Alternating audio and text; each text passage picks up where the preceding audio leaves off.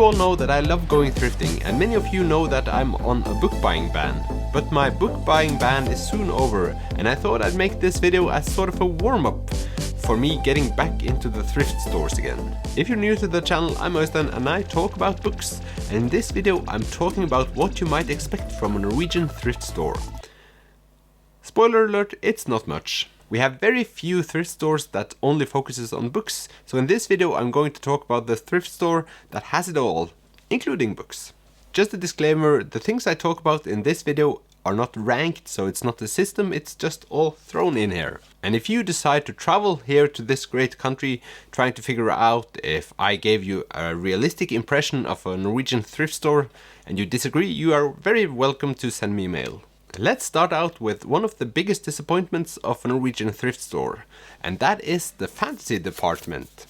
So if you try to find fantasy books in Norwegian thrift stores, you are out of luck because there aren't that many of them. Usually it's just a small part of the shelf which is dedicated to fantasy, and most likely most of those books are in English, which I find to be a plus because I often tend to read fantasy-ish books in English. This I found in a thrift store, and this is translated to Norwegian, so it's a bad example for this video. Also, usually the books in the fantasy department is kind of broken. It's been bent and torn and read, which is the most important thing. And I feel like people that read fantasy have the most efficient reading life, because they buy a book, they read it, and then the thrift stores gets it, or it's just going to stand in their shelves forever. But the fantasy books in general look like they have been read a lot. So a good sign when trying to find a Norwegian thrift store is when they have a dedicated fantasy shelf, because that means that they may have a wide selection of other books as well.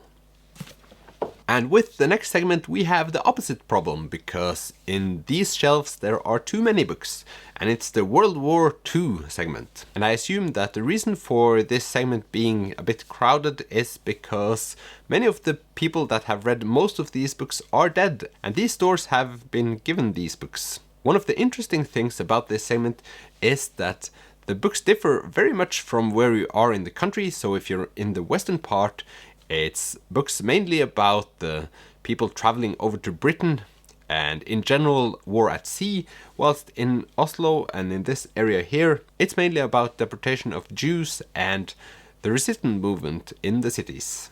So it depends on where you are in the country which books in this segment you're going to find.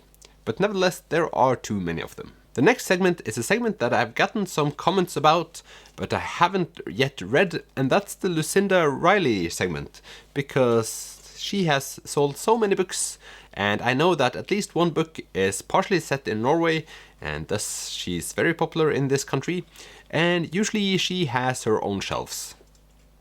Even though there are only 7 books, that's 7 sisters, or 6 books, I'm not quite sure, but at least there are enough of them. So if you want to collect Lucinda Riley hardback editions, you've come to the right place, and you might only visit one store before you've filled up your cart. A good sign of a Norwegian thrift store is if they have declined taking in any more books of this next segment, and it's the crime fiction one. Usually all the books look like this. They're black, and they're either very cold in colors or very warm.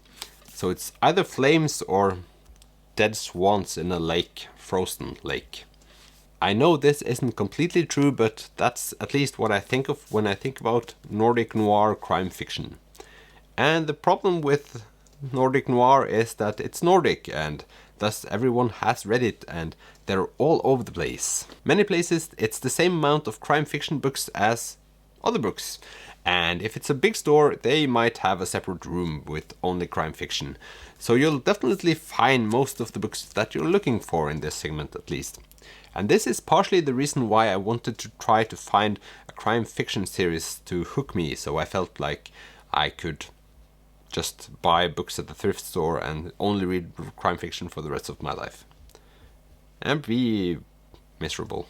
But many thrift stores actually decline taking in any more of these kinds of books, which I find to be kind of amusing, since they get them for free. Most of the thrift stores are driven by Christian organizations, and you might eat waffles and drink coffee, so there are nice places. Then we have the gifts, and the books that haven't been read and looks like they're in mint condition, because they are. And these are the books that are just re-gifted to the stores. These books just light up the place, so it's really easy to find them, because they look so new, they're bright in colors often.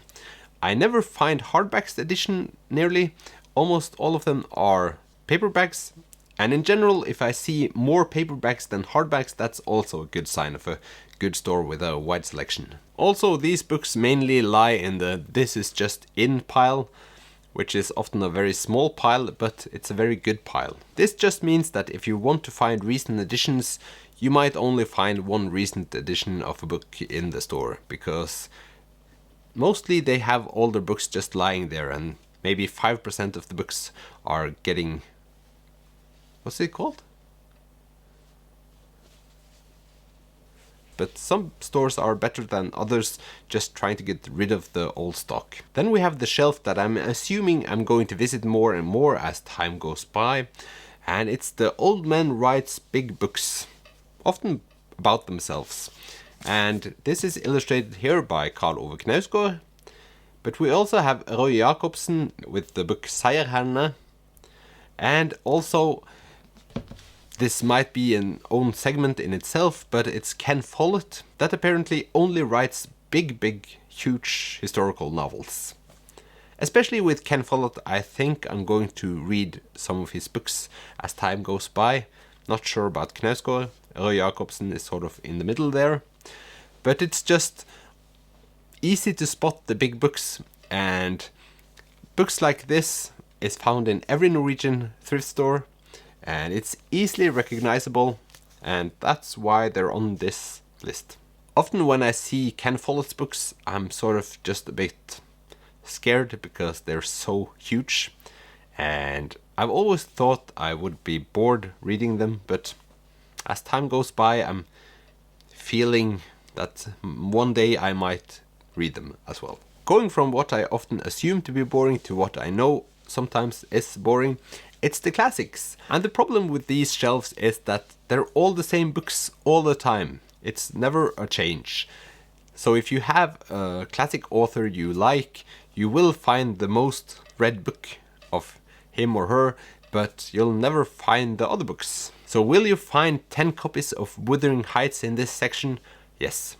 Will they all be the same edition? Also yes. Is it fun to go through 10 editions of Wuthering Heights even though it's a good book? No. Then we have the E.L. James segment, 50 Shades of Grey. Many stores don't take these books anymore because they have too many of them. And what do these thrift stores do to get rid of these books? Well, they try to sell all three together without any discount. Which is why they are on this list, because I get so irritated each time, because it's no logic there. And they'll never get rid of these books. I sometimes find it a bit humorous that Christian organizations with only women over 70 years working for them have a ton of 50 Shades of Grey in stock. And lastly, we have the miscellaneous pile, which is a pile where you can find strange objects. And I would say that you have to be cautious when nearing this pile. Even though they are books, they might be books that scar you for life. In this video, I hope I gave you some insights into what you might expect from a Norwegian thrift store. If you have further questions, just leave them in the comments and I'll answer. And I hope you have good luck next time you're going thrifting. I'm surely looking forward to going thrifting again in September. It's been too long. And I'll keep you updated if I find something there. I hope you have a great day, and I'll see you in the next video.